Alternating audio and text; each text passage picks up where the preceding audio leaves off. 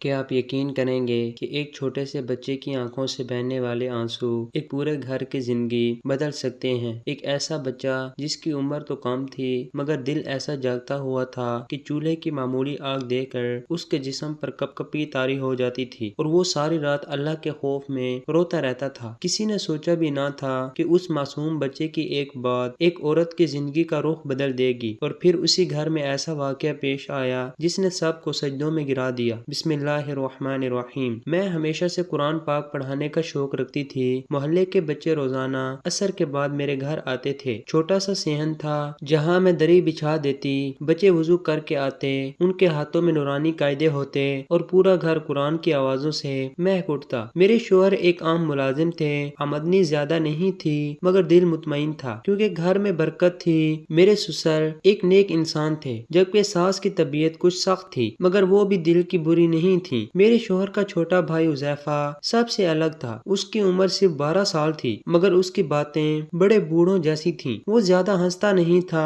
اکثر خاموش رہتا اور تنہائی میں بیٹھا آسمان کو دیکھا کرتا۔ کئی مرتبہ میں نے اسے تہجد کے وقت جاگتے دیکھا۔ وہ چپکے جائے نماز پر بیٹھا آنسو بہا رہا ہوتا۔ میں حیران ہوتی کہ آخر اتنا چھوٹا بچہ کس بات پر روتا ہے مگر اس سے پوچھنے کی ہمت نہیں ہوتی۔ پھر کچھ دنوں سے ایک عجیب بات ہونے لگی۔ میں جب بھی شام کو کھانا پکانے کے لیے چولہا جلاتی، حذیفہ بے چین ہو جاتا، اس کے چہرے کا رنگ بدل جاتا، ہاتھ کانپنے لگتے اور پھر وہ اچانک رونا شروع کر دیتا۔ شروع میں مجھے لگا شاید دھویں سے تکلیف ہوتی ہوگی مگر بعد میں احساس ہوا کہ معاملہ کچھ اور ہے۔ ایک دن میں نے اسے دیکھا کہ وہ کچن کے دروازے کے پاس کھڑا چولہے کی آگ کو مسلسل دیکھ رہا ہے۔ اس کی آنکھوں سے آنسو بہہ رہے تھے اور ہونٹ کانپ رہے تھے۔ میں گھبرا گئی۔ میں نے جلدی سے چولہا بند کیا اور اس کے قریب جا کر پوچھا، حذیفہ کیا ہوا؟ تم ایسے کیوں روتے ہو؟ وہ پہلے خاموش رہا پھر اچانک میرے گلے لگ کر پھوٹ پھوٹ کر رونے لگا۔ اس کے آنسو میرے کپڑوں کو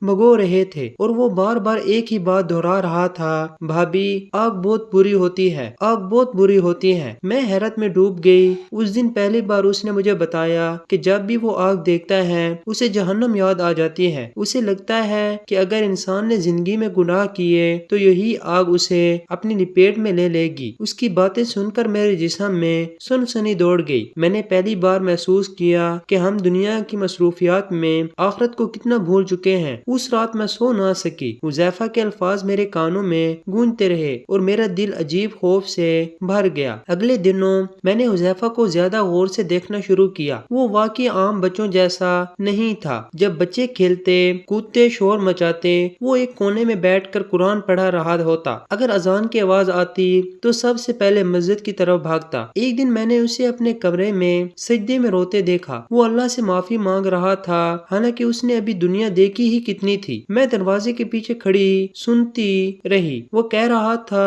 یا اللہ اگر میں کبھی تجھ سے دور ہو جاؤں تو مجھے معاف کر دینا، مجھے جہنم سے بچا لینا۔ اس کی آواز اتنی درد بھری تھی کہ میری آنکھیں بھیگ گئیں۔ اس دن پہلی بار مجھے اپنے اعمال یاد آئے، مجھے اپنی غفلتیں یاد آئیں۔ میں سوچنے لگی کہ ایک بچہ آخرت کے خوف میں اتنا رو سکتا ہے تو ہم بڑے کیوں بے فکر ہیں۔ پھر ایک رات ایسا ہوا جس نے ہمارے گھر کی فضا ہی بدل دی۔ شدید سردی تھی، بارش ہو رہی تھی، بجلی چلی گئی تھی۔ میں موم بتی جلا کر کچن میں گئی تاکہ بچوں کے لیے کھانا گرم کر سکوں۔ جیسے ہی میں نے چولہا جلایا اچانک حذیفہ زور سے چیخا۔ اس کی چیخ اتنی خوفناک تھی کہ سب لوگ دوڑتے ہوئے آئے۔ وہ زمین پر بیٹھا کانپ رہا تھا، اس کی سانس تیز ہو رہی تھی اور وہ بار بار کہہ رہا تھا، مجھے بچا لو، مجھے آگ سے بچا لو۔ میرے سر نے اسے سینے سے لگایا۔ میری ساس گھبرا کر رونے لگی اور میرے شوہر پانی لے آئے۔ کافی دیر بعد جب وہ پرسکون ہوا تو اس نے بتایا کہ اسے خواب میں جہنم دکھائی دیتی ہے۔ وہ کہتا تھا کہ اس نے خواب میں ایسے لوگ دیکھے جو دنیا میں نماز چھوڑتے تھے، جھوٹ بولتے تھے، دوسروں کا دل دکھاتے تھے اور پھر آگ میں چیخ رہے تھے۔ اس کی باتیں سن کر گھر پر عجیب خاموشی چھا گئی۔ اس رات کسی نے ہنسی مذاق نہیں کیا، سب اپنے اپنے کمروں میں چلے گئے مگر شاید ہر دل کے اندر خوف جاگ چکا تھا۔ اس واقعے کے بعد میرے سسر نے اعلان کیا کہ اب گھر میں روزانہ قرآن کی تلاوت ہوگی اور عشاء کے بعد سب مل کر دینی باتیں کریں گے۔ میری ساس جو پہلے ڈرامے اور فضول باتوں میں وقت گزارتی تھیں اب تسبیح ہاتھ میں رکھتی۔ میرے شوہر نماز کی پابندی شروع کر دی اور میں نے بھی اپنی زندگی بدلنے کا فیصلہ کر لیا، مگر ہمیں اندازہ نہیں تھا کہ اصل امتحان ابھی باقی ہے اور حذیفہ کی زندگی میں ایسا موڑ آنے والا ہے جو ہم سب کو ہلا کر رکھ دے گا۔ حذیفہ کی باتوں کے بعد ہمارے گھر کی فضا واقعی بدلنے لگی تھی۔ پہلے جہاں صبح ہوتے ہی دنیا کے کاموں کی فکر شروع ہو جاتی تھی، اب فجر کی اذان کے ساتھ ہی پورا گھر جاگ اٹھتا۔ میرے سسر مسجد چلے جاتے، میرے شوہر وضو کرتے ہوئے مجھے اپنی آواز دیتے اور میں حیرت سے سوچتی کہ یہ وہی گھر ہے جہاں کبھی نمازیں قضا ہو جایا کرتی تھیں۔ حذیفہ اب پہلے سے زیادہ خاموش رہنے لگا تھا، مگر اس کی خاموشی میں عجیب سا سکون تھا۔ وہ اکثر قرآن کی تلاوت کرتے ہوئے رونے لگتا اور جب دعا کے لیے ہاتھ اٹھاتا تو یوں محسوس ہوتا جیسے اس کا دل دنیا سے بالکل بے نیاز ہو چکا ہو۔ ایک دن میں نے اس سے پوچھا، حذیفہ تم ہمیشہ آخرت کی باتیں کیوں کرتے ہو؟ تمہاری عمر تو ابھی کھیلنے کودنے کی ہے۔ اس نے میری طرف دیکھا، اس کی آنکھوں میں عجیب چمک تھی۔ وہ آہستہ سے بولا، بھابی زندگی بہت چھوٹی ہے، لوگ سمجھتے ہیں موت بوڑھوں کو آتی ہے، مگر قبر میں تو ہر عمر کے لوگ جاتے ہیں۔ اس کی یہ بات میرے دل میں تیر کی طرح لگی۔ اس دن پہلی بار مجھے اپنی موت یاد آئی۔ میں دیر تک آئینے کے سامنے کھڑی خود کو دیکھتی رہی اور سوچتی رہی کہ اگر آج میری زندگی ختم ہو جائے تو میرے پاس اللہ کو دکھانے کے لیے کیا ہے؟ انہی دنوں محلے میں ایک عورت آیا کرتی تھی جس کا نام شگفتہ تھا۔ وہ بہت امیر تھی مگر زبان بہت کڑوی تھی۔ وہ اکثر دوسروں کی غیبت کرتی اور غریبوں کا مذاق اڑاتی۔ ایک دن وہ میرے گھر آئی تو حذیفہ صحن میں بیٹھا قرآن پڑھ رہا تھا۔ شگفتہ نے ہنستے ہوئے کہا، ارے یہ بچہ تو ابھی سے مولوی بن گیا ہے، زندگی میں اتنی سنجیدگی اچھی نہیں ہوتی، بچے کو دنیا بھی دیکھنے دو۔ میں خاموش رہی مگر حذیفہ نے ادب سے قرآن بند کیا اور آہستہ سے بولا، آنٹی دنیا تو سب دیکھ لیتے ہیں مگر آخرت کو بہت کم لوگ یاد رکھتے ہیں۔ شگفتہ اس کی بات سن کر ہنسنے لگی مگر چند لمحوں بعد اچانک اس کے چہرے کا رنگ بدل گیا۔ اسے سینے میں شدید تکلیف ہوئی اور وہ زمین پر گر پڑی۔ ہم سب گھبرا گئے۔ میرے شوہر اسے فوراً ہسپتال لے گئے۔ ڈاکٹر نے بتایا کہ اسے دل کا دورہ پڑا تھا، اگر چند منٹ کی دیر ہو جاتی تو جان جا سکتی تھی۔ اس واقعے کے بعد پہلی بار شگفتہ کی آنکھوں میں خوف نظر آیا۔ وہ کئی دن تک ہسپتال میں رہی اور جب واپس آئی تو پہلے جیسی عورت نہیں رہی تھی۔ اب وہ خاموش رہتی تھی اور اکثر آنسو بہاتی تھی۔ ایک دن وہ میرے پاس آئی اور کہنے لگی، تمہارے گھر کے اس بچے نے میری زندگی بدل دی۔ جب میں ہسپتال میں تھی تو مجھے بار بار اس کی بات یاد آ رہی تھی کہ آخرت کو کم لوگ یاد رکھتے ہیں۔ مجھے لگا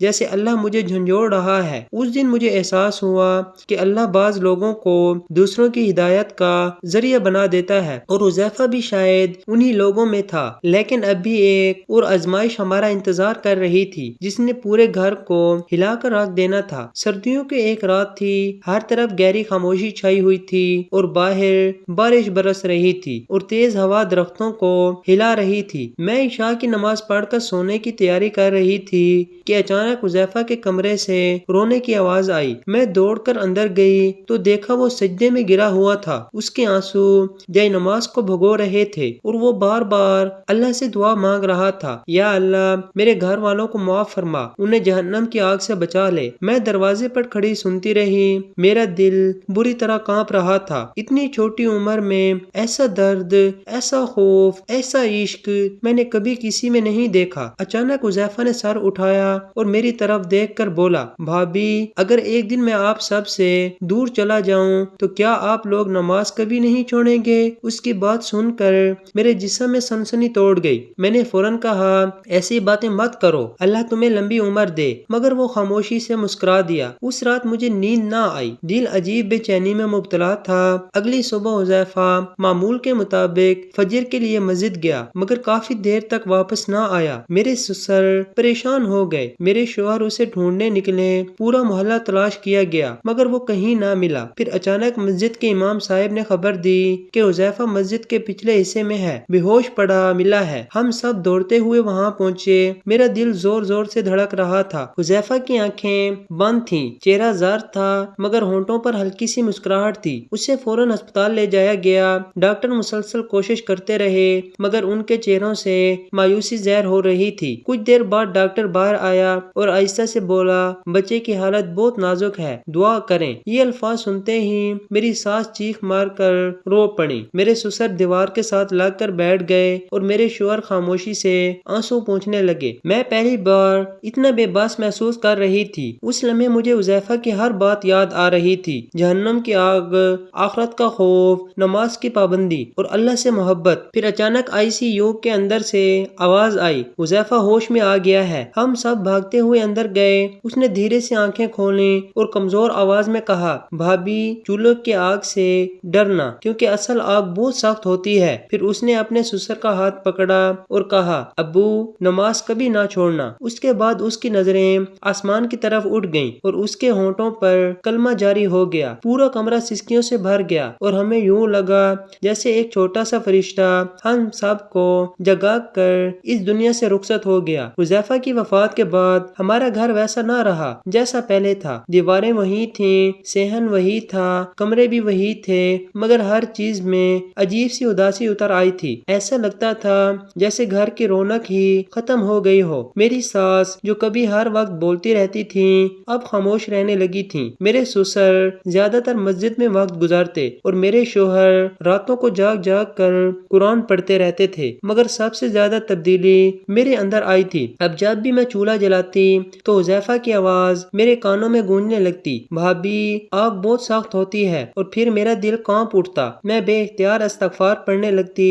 ایک رات میں تہجد کے وقت جاگی تو عجیب خوشبو پورے گھر میں پھیلی ہوئی تھی۔ میں حیران رہ گئی کہ ایسی خوشبو میں نے پہلے کبھی محسوس نہیں کی تھی۔ میں نے سوچا شاید کسی نے عطر لگایا ہو، مگر جب میں صحن میں آئی تو دیکھا میرے سسر جائے نماز پر بیٹھے رو رہے تھے۔ انہوں نے مجھے دیکھا تو دھیمی آواز میں بولے، بیٹا ابھی ابھی میں نے خواب میں حذیفہ کو دیکھا ہے، وہ سفید لباس پہنے مسکرا رہا تھا اور کہہ رہا تھا، ابو فکر نہ کریں، اللہ بہت مہربان ہے۔ یہ سنتے ہی میرے رونگٹے کھڑے ہو گئے، میری آنکھوں سے آنسو بہنے لگے۔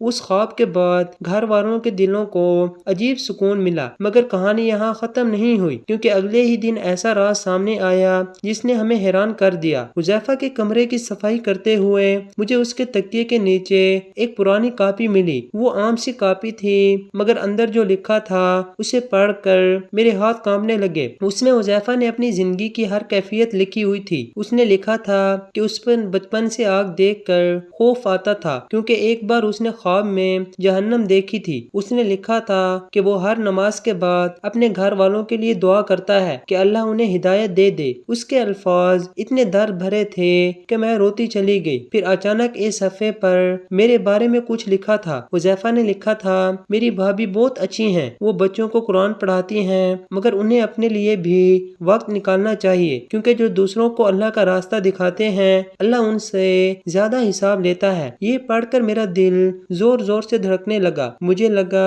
جیسے حذیفہ آج بھی مجھے نصیحت کر رہا ہو۔ پھر آخری صفحے پر ایک جملہ لکھا تھا، اگر میری باتوں سے کسی ایک انسان کی زندگی بدل جائے تو یہی میری کامیابی ہوگی۔ میں وہ کاپی سینے سے لگا کر بہت دیر تک روتی رہی۔ اس دن پہلی بار مجھے احساس ہوا کہ بعض لوگ عمر میں چھوٹے ہوتے ہیں مگر روح کے اعتبار سے بہت بڑے ہوتے ہیں۔ حذیفہ بھی انہی لوگوں میں سے تھا۔ اس کے بعد ہمارے گھر میں روزانہ قرآن کی تلاوت ہونے لگی، محلے کے لوگ بھی بدلنے لگے۔ شگفتہ جو کبھی غرور میں ڈوبی رہتی تھی اب غریبوں میں کھانا تقسیم کرتی تھی۔ کئی نوجوانوں نے نماز شروع کر دی تھی اور محلے کی عورتیں میرے پاس آ کر کہتی کہ ہمیں بھی قرآن سکھا دیں۔ یوں لگتا تھا جیسے حذیفہ مر کر بھی زندہ ہو، کیونکہ اس کی باتیں لوگ کے دلوں میں سانس لے رہی تھیں۔ ایک دن عصر کے بعد میں بچوں کو قرآن پڑھا رہی تھی کہ اچانک ایک چھوٹا بچہ بولا، آپی جب چولہا جلتا ہے نا مجھے بھی آخرت یاد آتی ہے۔ اس کی بات سن کر میری آنکھوں سے آنسو بہنے لگے۔ میں نے آسمان کی طرف دیکھا اور دل ہی دل میں کہا، یا اللہ اگر ایک چھوٹے بچے کے آنسو اتنے دن بدل سکتے ہیں تو ہمیں بھی ایسا دل عطا فرما جو تیری یاد میں نرم ہو جائے۔ پھر میں نے بچوں کے سروں پر ہاتھ پھیرا اور پہلی بار محسوس کیا کہ شاید اصل زندگی دنیا کی چمک دمک میں نہیں بلکہ اس خوف میں ہے جو انسان کو گناہ سے بچا لے، اور اس محبت میں ہے جو انسان کو اپنے رب کے قریب کر دے۔